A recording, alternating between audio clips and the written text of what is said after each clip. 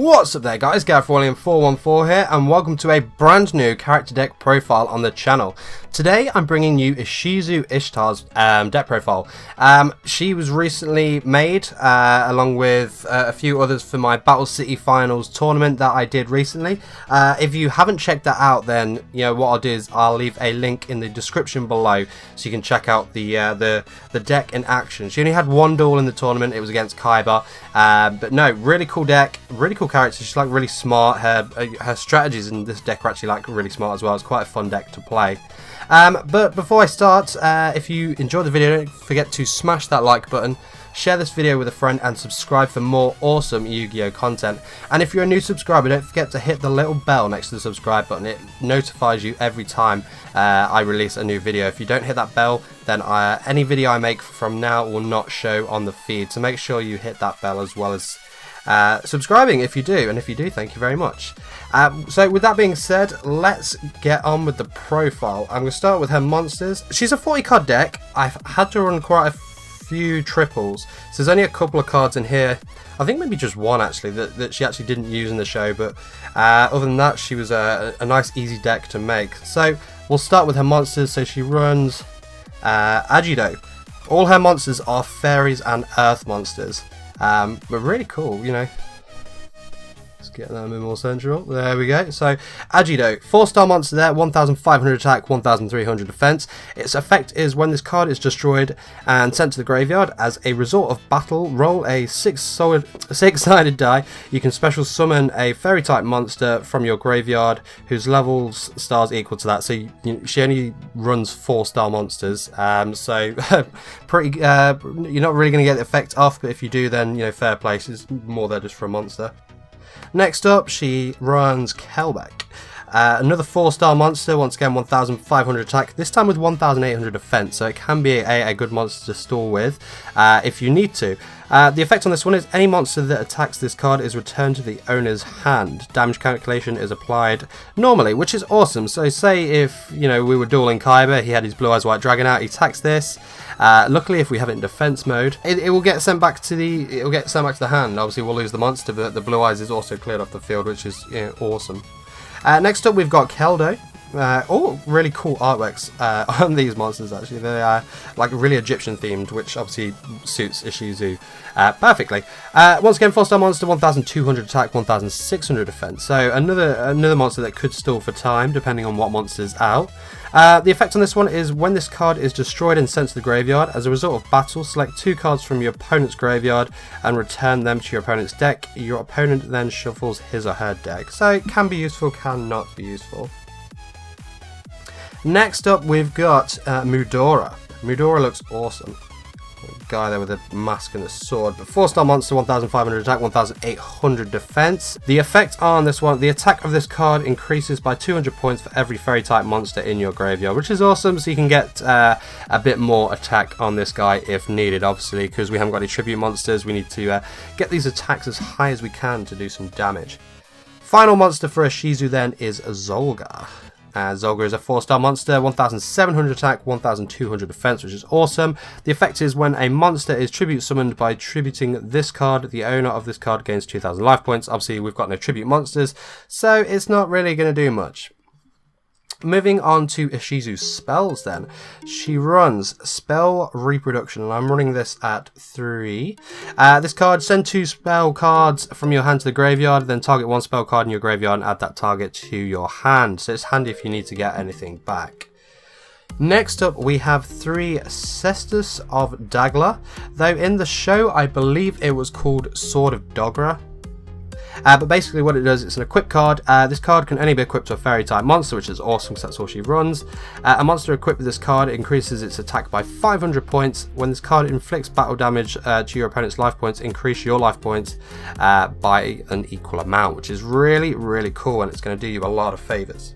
Next up, we have 3 Dragged Down into the Grave, though once again in the show it went by a different name. It went by the name of Michizuri of Doom. This card, both players reveal their hands, each chooses one card from their opponent's hand. Then you discard the chosen cards from both players' hands, then both players draw one card. So, you know, pretty cool. Right, let's move these out of the way. I run at 2 Swords of Revealing Light. Yeah, obvious what this does. It's, you know, a stalling card, which is going to stall for 3 turns. Next up is a copy of Monster Reborn. Don't need to explain that. And finally, she runs Pot of Greed as well. So moving on to Ishizu's traps then, and she's got some really interesting traps that have really cool artwork on it as well. So we start with 3 Null and Void. Was also under a different name in the show. I believe it was under something like Muko or something like that.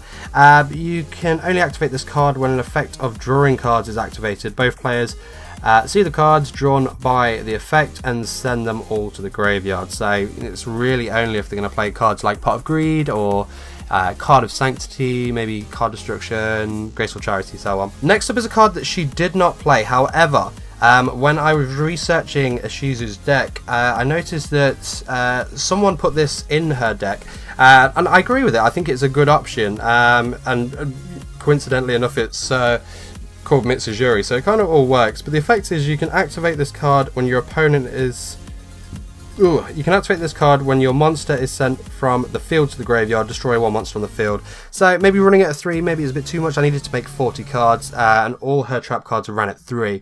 But yeah, I think it fits the deck really well. Hopefully in the future, maybe, you know, Konami are doing really well at the moment at reprinting cards that, well, printing cards that were never made. So if we get something that's going to fill up Ishizu's deck, then I'll take this out and put that in. But for now, I think that's a really good fit.